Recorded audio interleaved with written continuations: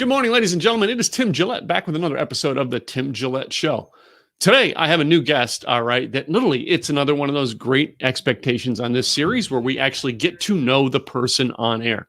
So Elsie Ritzenhein, all right, is someone that was introduced to me, all right, by Kathy, by Kathy Mason. So you got to love Kathy Mason, all right? First of all, she's getting more props now than Craig Duswalt because she's introduced me to so many cool people. I briefly read through Elsie's, website last night, so I didn't want to learn too much because I really want to get to know her and her business on air. It's what this whole series of 100 interviews in 30 days is all about. So what I'm going to do is I'm going to bring her on here. All right, we're going to have a great conversation this morning and get to know all about her together. Hi, Elsie. Hi, Tim. How are you? I'm good. How are you? I'm doing well, thanks. It's a pleasure to be here. Well, thank you. It's great to talk to new people. You know what I mean? It's like I've been talking to the same 5 people for 45 days. I like new people now. You know. I don't blame you. Yeah. Good how are you? First of all, let's ask this: how are you weathering the storm right now? I mean, because we have a lot going on in our world. Actually, I'm in a fairly good place. Although I'm noticing that a lot of my friends and my family are experiencing a great deal of anxiety over the virus, and so I'm feeling badly for them and feeling, and I get a little bit of that too, just like everybody does. But what I'm believe is that this is an opportunity for us to experience expansion and a transformation in the world. I really do believe that's what's happening. So because I work with creativity, it's an opportunity to sit back, and even the quarantine is an opportunity to sit back and be quiet a little more than I sometimes am, because I love to talk, and also to reflect. And it's amazing. I've been learning all kinds of things over the past 3 or 4 weeks that connect with the work that I'm doing about expansion and about the infinite playground that I work with and those kinds of things. So for me, and I also feel very blessed to be comfortable in my life, unlike some people who are really suffering financially or whatever. So I'm very blessed with everything that I experience, with what I do, with my family and friends. So I have no reason to complain.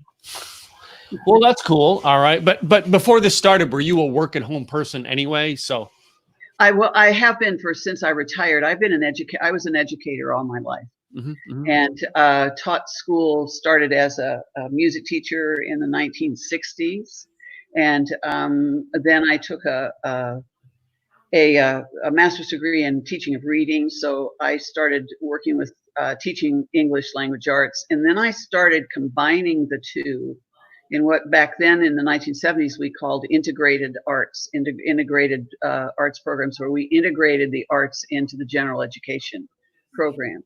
And I became a grants writer at that time. And then just the short version of the story is that I just began exploring and moving into positions that allowed me to create programs and to influence others, to be a leader in working with the arts. I worked with some friends in California on with the neurosciences and how the brain learns.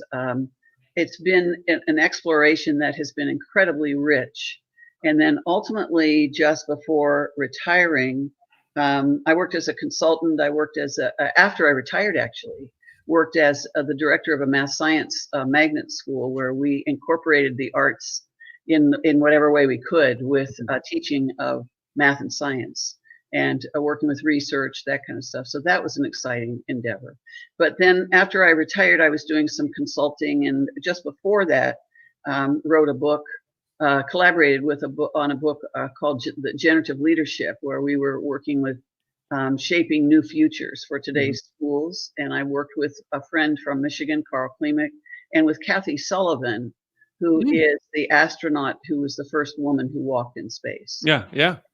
And she and Kathy worked with us. The 3 of us collaborated on the book. And then as I was consulting and working, I just all of a sudden had a download one day and said, I need to write a book about creativity. And contacted Kathy because I knew her through Bill Spady, another friend of mine, and we started working together. And she published my work, and so that was when I wrote "Awakening Your Creative Voice," and that's the work. That's the book I'm working with now. Cool. So it's been a fun life, to be honest with you, with a lot of exploration, a lot of trying new things, and learning about courage. Mm-hmm. So I find it interesting. First of all, you said you were a teacher starting in the 60s. All right. You know what I mean? I started grade school in, I think, 71. All right. You could have very easily been my art teacher. I could have. Or I could have taught you music. I was a music teacher. So, you know, and you would have loved my class, Tim. Yeah. It was really cool. You know, Elsie, it's funny because in school, like in grade school, I wanted to learn piano, and I till this day, I'm still trying to figure out how to play this guitar. All right, it's a struggle for me to pick up tasks. Yeah. I'm not saying that I won't someday, but I struggle with it. But in grade school, that's where I wanted to. You know what I mean? Like, and I'm trying to think. My brothers really don't play instruments, but my daughter does. My stepsons, my wife, they all play music. I've not gotten into it. It's not that I didn't try. I remember that, what they used to call it, the flutophone or something like that, or the recorder. Oh, yeah. I know. I used to teach that. Yeah. Yes. Yeah. I remember trying to learn that. Yeah. I thought that was interesting. That really got me interested in music, but I every time I went to pick up an instrument, I would struggle with it. How would you deal with students like me who wanted, but we struggled so hard to learn that one thing? I think it depends on the scenario. If you had an opportunity to sit down, if I was a clarinetist, that was my instrument from the time I was in 5th grade. So that was my major in college. Okay. And so I started performing, just a little side story, performing. I started studying actually at the university when I was a senior in high school, and performing then as well. And I taught music. I taught clarinet and flute and sax from the time I was a high school senior until all the way through college. That's how I made my extra money, you know, for school. And I think the opportunity to sit down one-on-one with the teacher, the flutophone, you know, you sort of end up doing that in a class, you know, with everybody together. And trust me, being the teacher in that class is not as easy as it sounds. I just think of the sound in my head. I can still picture, and like that would drive me crazy to listen to it now. But I mean, yeah, it's right up there with a beginning violin class where everybody's trying to find the, you know, I mean, really. So, but I find the one-on-one connection with between the teacher and the child, or a teacher and an adult, doesn't matter what age. So you can slow down. If you're struggling, I can figure out where you're struggling, and I can slow you down and help you with, you know, with reading the music, or help you with the finger positions, or whatever it is you need, and just play with it. It's sort of putzing with, you know, what works and finding what is most beneficial for you. But I do think it takes a one-on-one, or at least, you know, just a couple, 3 kids together where you, I mean, I taught music from, like I said, from the time I was in high school, half-hour lessons, and often they gave me the 5th and 6th graders to start because I was the student, you know, teaching the students. And you learn to be patient, and you learn to slow down, and you learn to pay attention to that student, that person that's sitting there with you, and to listen to what it is they're struggling with. So it's the connection really between the people as much as it is learning to read, you know, and learning to play. So, I mean, and you know, now, I mean, I love listening to certain music and stuff. I mean, it just inspires me. And one of the things and I'm also into content. That's why I have a show. So I'm always searching the web for like interesting videos. And I was watching a video. Now, my favorite band I was into rock and roll. My favorite band was Van Halen. Yeah. And I'm pretty sure you're familiar with Eddie Van Halen and his guitar. Yeah. I was shocked to find out that Eddie Van Halen can't read music. Oh, my dad was a self-taught guitar player. I grew up in Southern Ohio, down in the hills. Yeah, yeah. And he was in World War II, came home from the war, had a group of guys that he played with. Sometimes they called it playing music. That's what they would play music. maybe every couple 3 months they'd get together and they'd sit in somebody's living room or in their kitchen. In our house, it was in the kitchen. And if they got lucky, they'd have a fiddle player and sometimes a banjo and usually a couple, 3 guitars, and they'd get a big wash tub and fill it with beer, and the women would play canasta, and we'd all just run around and get dirty. The kids would. But he played all of his life. And well, until he got older, he finally put the guitar up. And he never read music, played everything by ear. And back then, a lot of the old country western, Hank Snow, Hank Williams. And we used to go to a place in Newark, Ohio called Hillbilly Park. Okay. And we would go there every summer when the Carter family performed. Oh, wow. And that's when June Carter Cash, was a young woman, and she was an auto harp player and played with her mother and her sisters. And one of the girls played string bass and a couple guitars, and she played the auto harp. And she was a comedian back then, and beautiful, beautiful woman. And I just, every summer, I couldn't wait to go see her perform. So, and my dad took us to the Grand Ole Opry. It was the only vacation we ever took. Oh, wow. And Minnie Pearl and all that. And what he wanted, because my sisters also were musicians, he wanted us all to learn to play guitar so we could become a country western trio. And that never happened.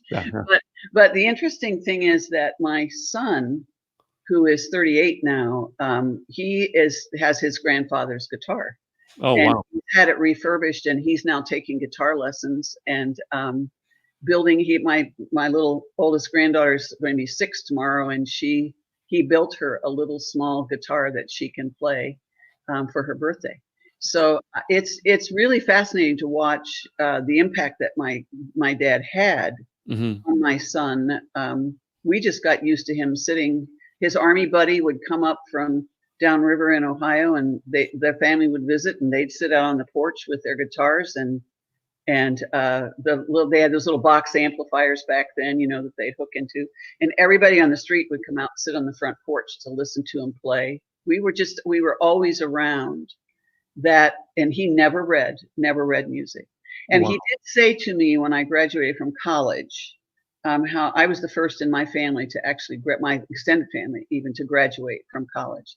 And he told me how proud he was of me. He said, I want you to know how proud I am of you. And I want you to know how much I hated sitting through every one of those concerts I had to go to, because he hated classical music. Wow. Yeah.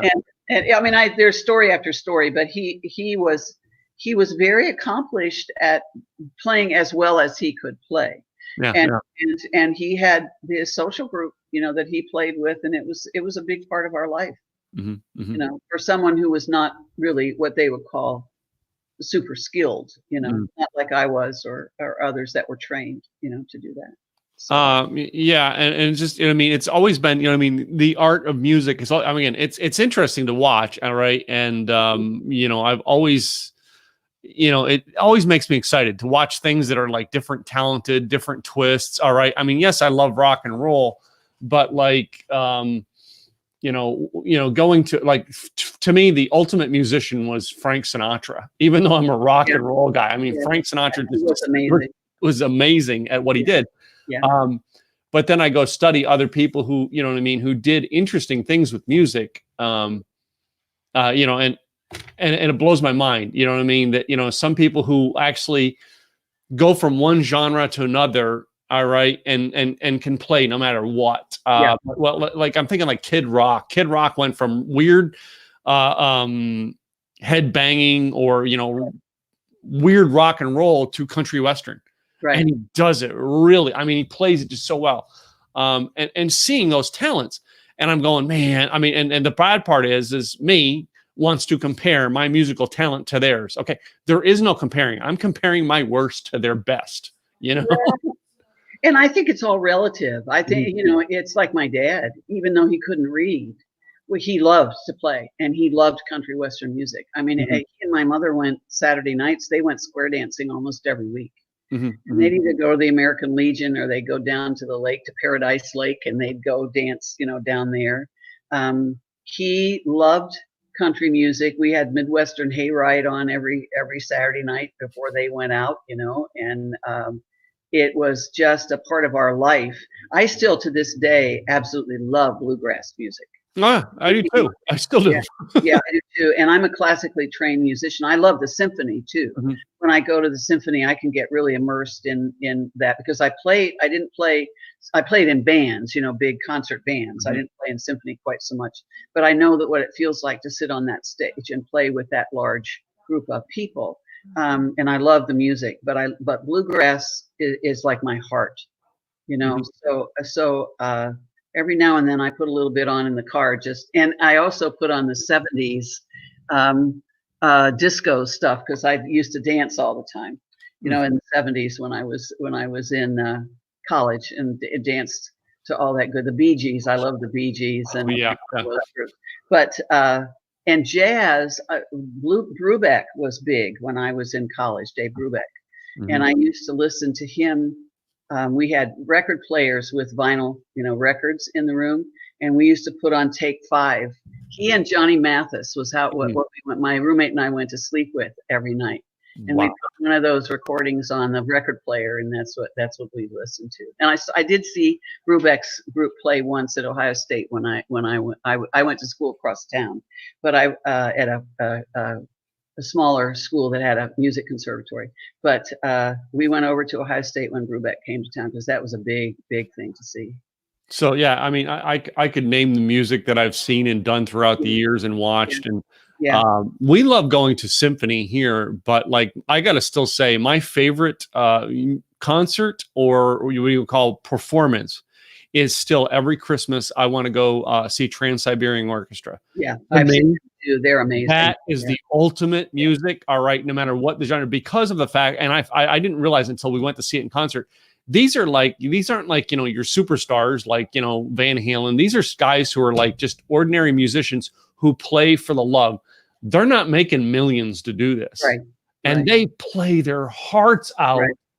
out. And you can see the passion in the Yeah. music. You being a teacher and a creator and an artist, all right, how many students have you seen have the passion for it to where they may not do it for a living, but they're going to be doing it well into their 90s because the passion carries there. Oh, I would say only a handful, to be honest with you. I, Mm-hmm. I mean, I think there are those students that love that. Well, it depends on whether they perform, whether they like to play or not. Mm-hmm.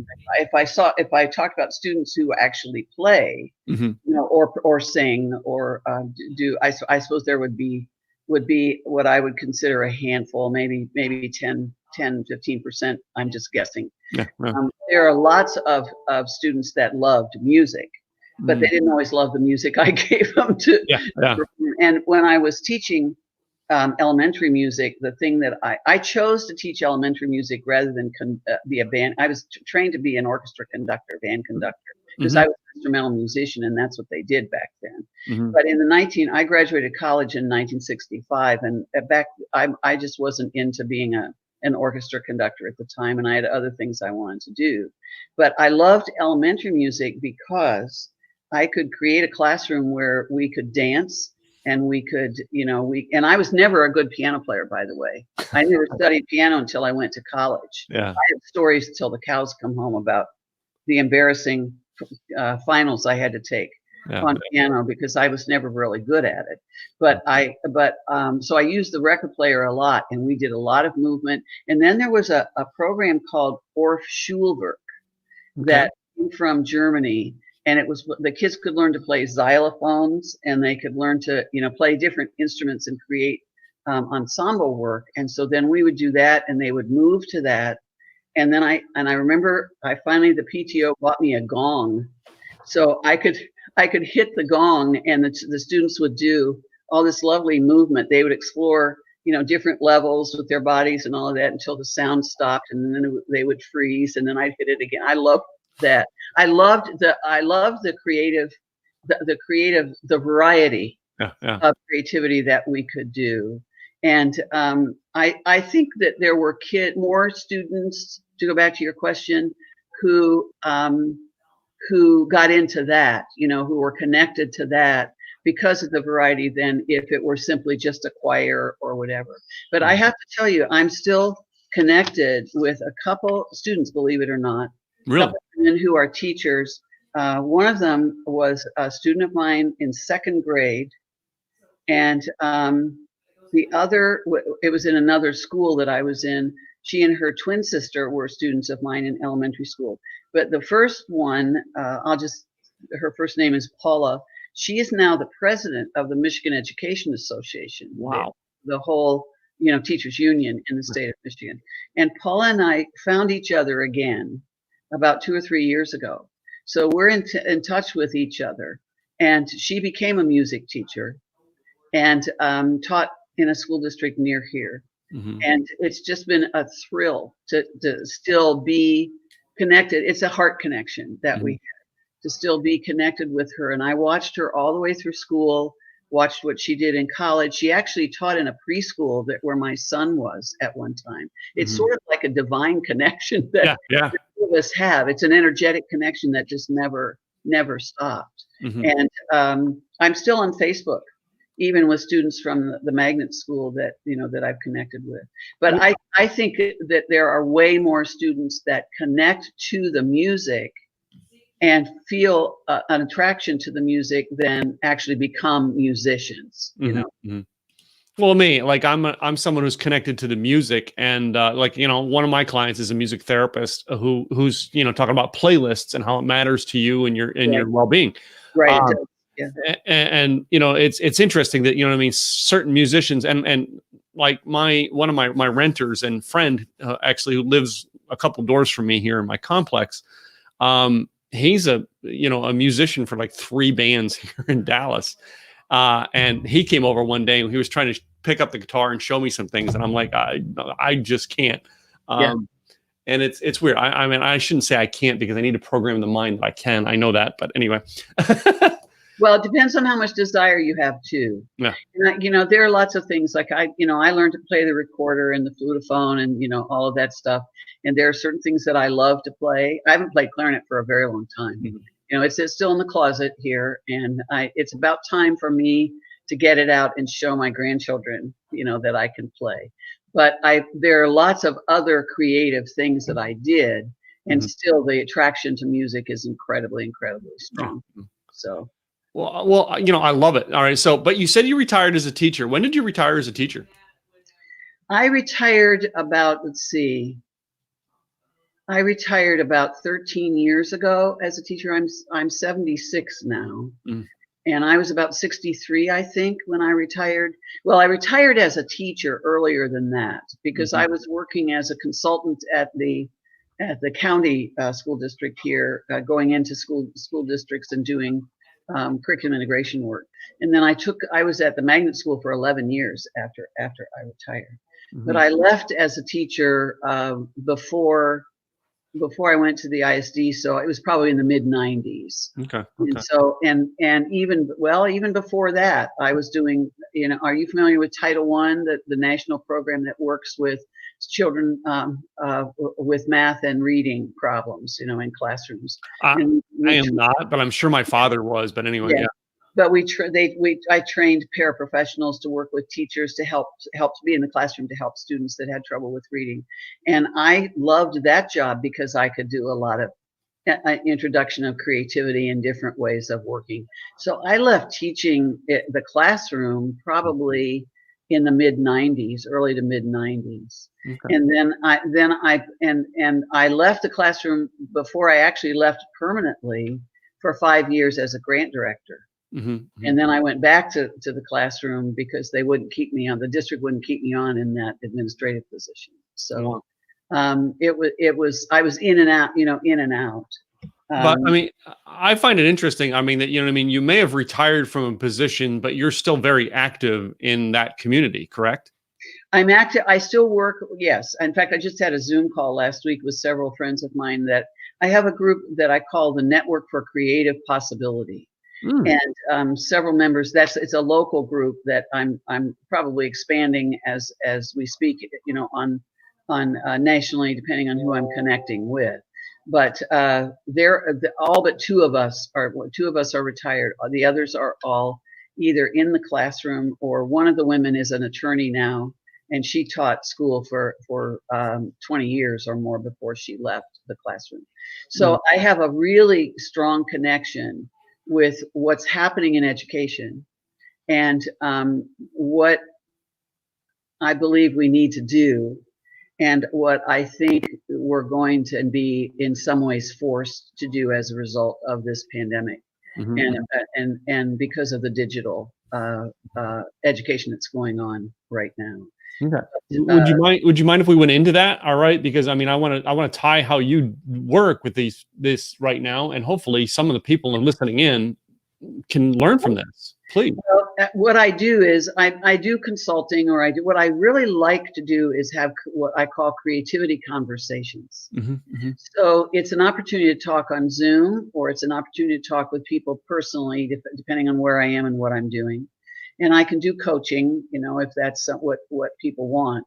But what I really am fascinated by and believe needs to happen is that the world is changing. I simply, if we watch what's happening energetically, and we watch what's happening in the universe, there's a shift that's happening in the world that's moving more towards a perspective that's important for cooperation and collaboration, and listening to one another, and being able to look at different perspectives than what we've done in the past. And I don't think it's as subtle a shift as it used to be. I think what's happening with the pandemic is that it's forcing us to move into those roles, especially if we just look as an example of how much more attentive we are to those that are working in hospitals, and working, in places where we're stopping and we're doing drive-bys, and we're letting them know how much we care about what they do, that kind of outpouring of love. Well, the creativity conversation is an opportunity for us to sit down and connect with one another, and to be able to start talking about and listening to one another about what needs to happen to change in schools. And the first thing that I suggest, in fact, I asked this group last week, I said, what is it that you feel you would like to create? What is it that you think needs to change where you are? And they're pretty adamant about telling you. They'll tell you pretty quickly what they think needs to change. And a lot of it has to do with changing how we teach students. That's one of the comments I got. The other was paying more attention to the kids, having more of a connection to those students that are in our classrooms, rather than just the testing and whether the students are achieving, on the standardized tests. And also whether the only thing that we're doing is letting them pass tests so that they can get into college. So that's a long conversation that could happen. Yeah. But looking at those students and paying attention to who they are and to what it is they need, and also talking with them and designing education that allows them to explore, that allows them to have a voice, and that allows them to be creative in how they learn and in how they interact with one another, much more than they typically are in the classroom. And I think the fact that we're pulling away from the actual classroom and working digitally is going to help people start asking questions. I think it's going to force us to do that. But my role is having an opportunity to talk with the teachers, to ask them questions. In the Awakening Your Creative Voice book, even though the book is targeted for women, it has a tremendous amount of information in there for the men as well, because the seesaw that I have on my playground is the balance between the masculine and feminine energy that is so powerful when you get that center and that sweet spot where there's the skill and the logical and the action part, then there's the caring and the heart and the listening and the capacity to one of the writers that I love, who's a jazz musician, wrote a book called Jammin' for business management, and he talks about the sweet spot in the middle between the sheet music and jazz, because they're two different styles, and you find that sweet spot, and that means that you're balanced and you can listen, to both sides. I don't think we do that. No. The other is that I work a lot with leadership, so I'm fascinated with working with teachers and with administrators and helping them learn to lead in ways that are different from what they've done before. If they're ready, they have to be ready. I love that if they're ready part. Yeah, if they're ready. I mean, because that was me for years, Elsie, is I wasn't ready to learn a lot of things, but when I was ready, oh my God, did I pick it up fast? Oh yeah, you do. Yeah. All right, and being the fact that you were a teacher, I mean, you've probably seen my case 100,000 times, and you're probably like, Tim, this ain't new. I've seen this, but to me, I'm like, oh wow, oh okay, that's how I have to learn it. Well, and there's a whole sense of desire, you know, for what you want to know, and there's a purpose for what you want to know. And a lot of times, if we just allow the kids to relax and start talking about what it is they care about, you can find ways into teaching pretty much any subject that you're teaching that gives them a voice and gives them good questions and ways to interact with one another. And they also learn to listen to one another in a different way. And that's something that we really, really need right now in the world. We need that, I think. So that is just it's a way of learning, but it's also a way of being that I think is important for them. So you mentioned a book. You mentioned the fact you collaborated with some books. All right. How many books have you written right now? Just the two. Just the two? Yeah. So, and what are they again? So my listeners can, if you got copies of them, by all means, let's show them up here.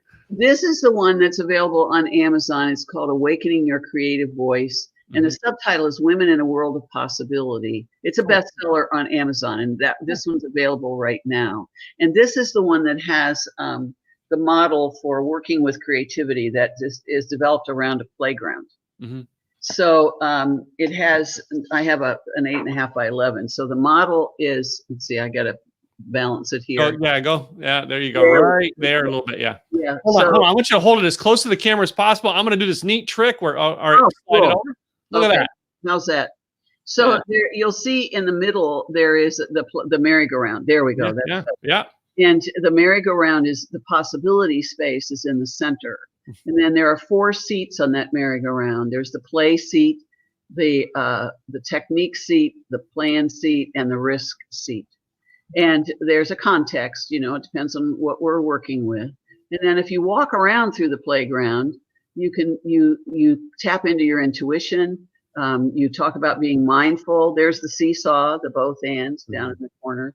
And then improvisation, which is really what we're doing right now.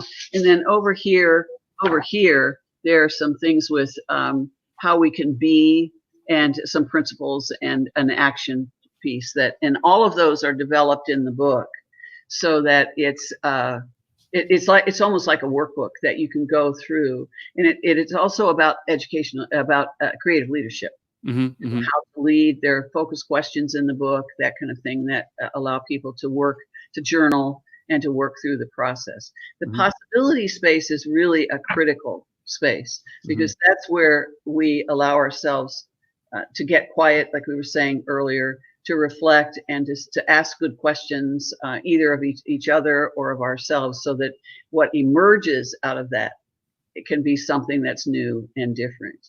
And so there's that model that's in that book. The other one, I don't think it was published by Corwin Press. It's no longer in being published. Okay. But it was called Generative Leadership. Okay.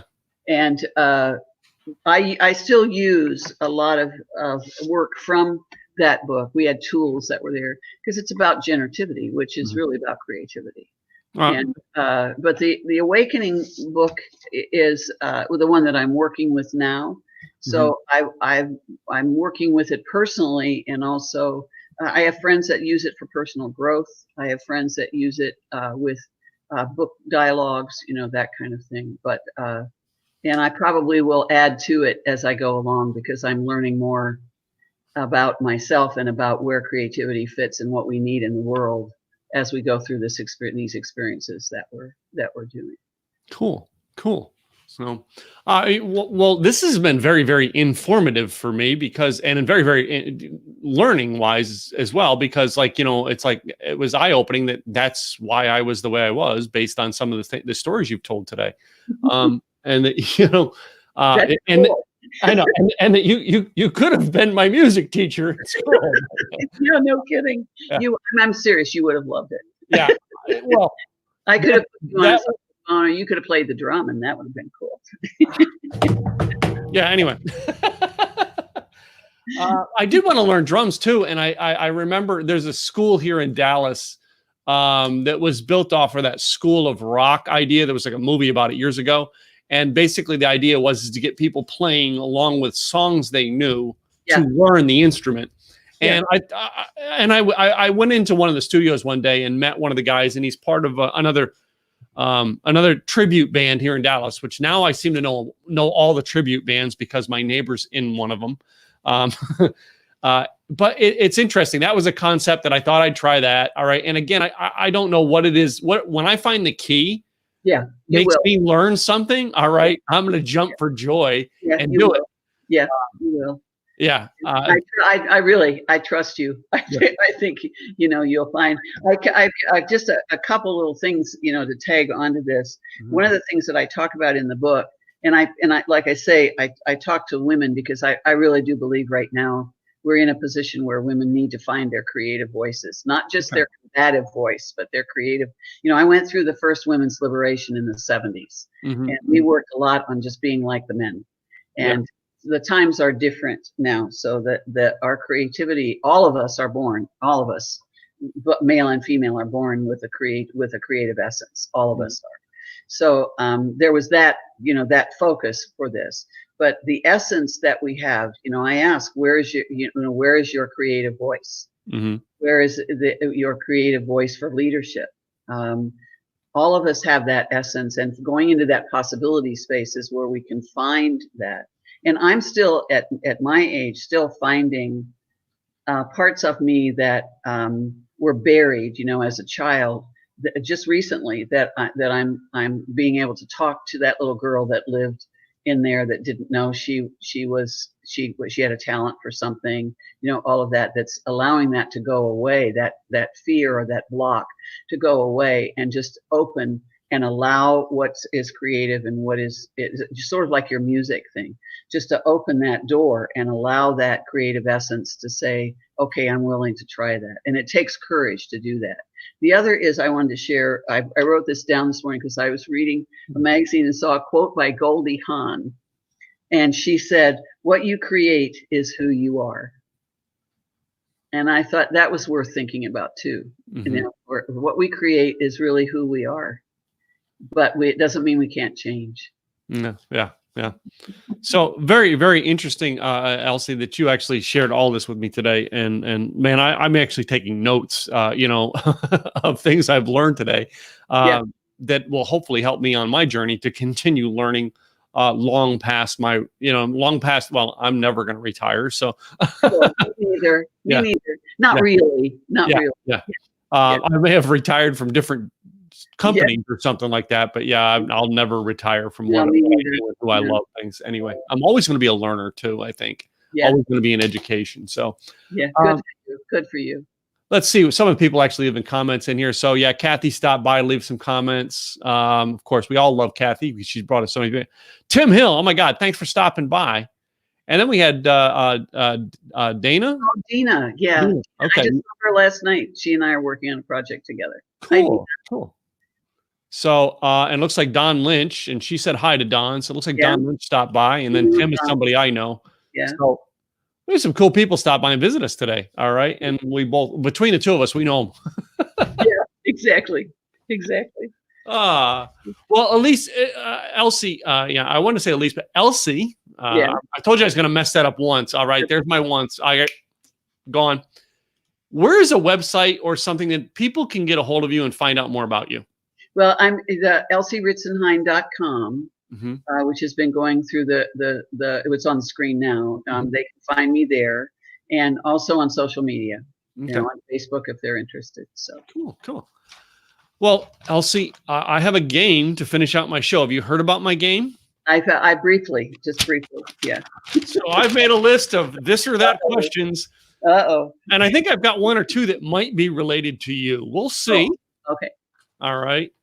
But I always like to start this off with, you know what I mean? My techie, you know what I mean? Geeky self wants to know if you're into either Star Wars or Star Trek. Well, both of them, but Star Wars I loved. Okay, yeah. Then my next one here, would you rather dress up or would you rather just wear yoga pants all the time? I like yoga pants, to be honest with you. Just more comfortable, right? Yeah.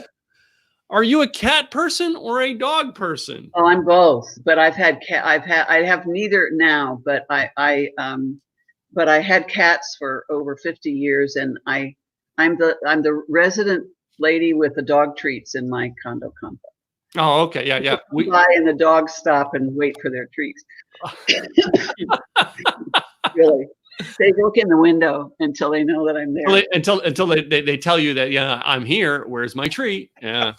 Yeah, I haven't tried that with all the dogs that are in our complex because all the dogs love me here. So yeah. Yeah, me too. Yeah. Except these days you can't pet them. You know. Yeah, so. Yeah. That is, I've been avoiding some of them, but yeah.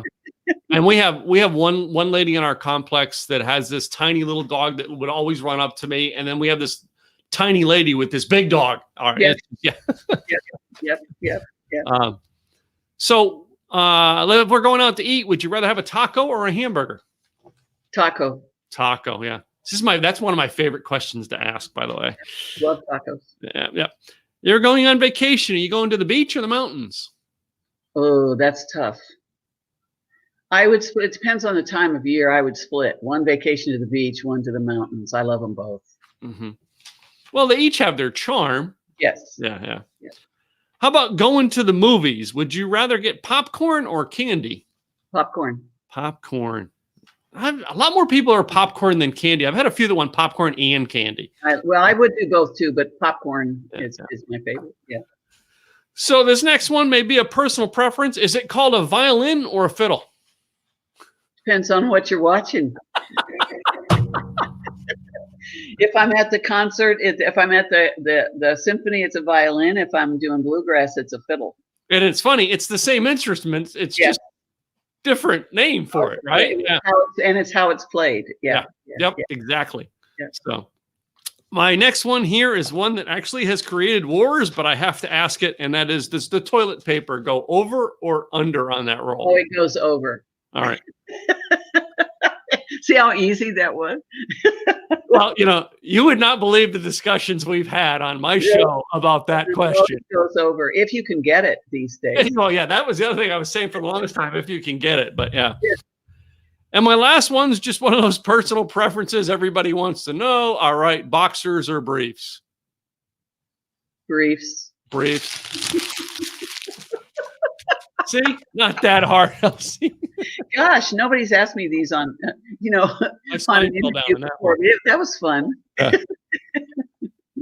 So it's designed to be a fun podcast at the end, all right? Because I really want people to actually see a lighter side to all of us. So do me a favor, repeat your website one more time so that everyone can find you.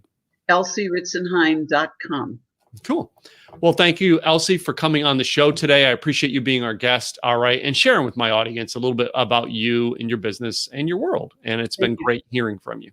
Thank you, Tim. Thank you for having me. I had a great time. Thank you very much. You bet. So you, the listener, we thank you for tuning in today. Please go check out Elsie and at her website and get to know more about her, just like you've learned to come to the show and know a lot of people over the last couple of weeks. We thank you for listening. Please go subscribe to our YouTube channel, as well as subscribe on podcasts on Anchor FM and iTunes. I'm Tim Gillette with another episode of The Tim Gillette Show. Come back tomorrow when you'll find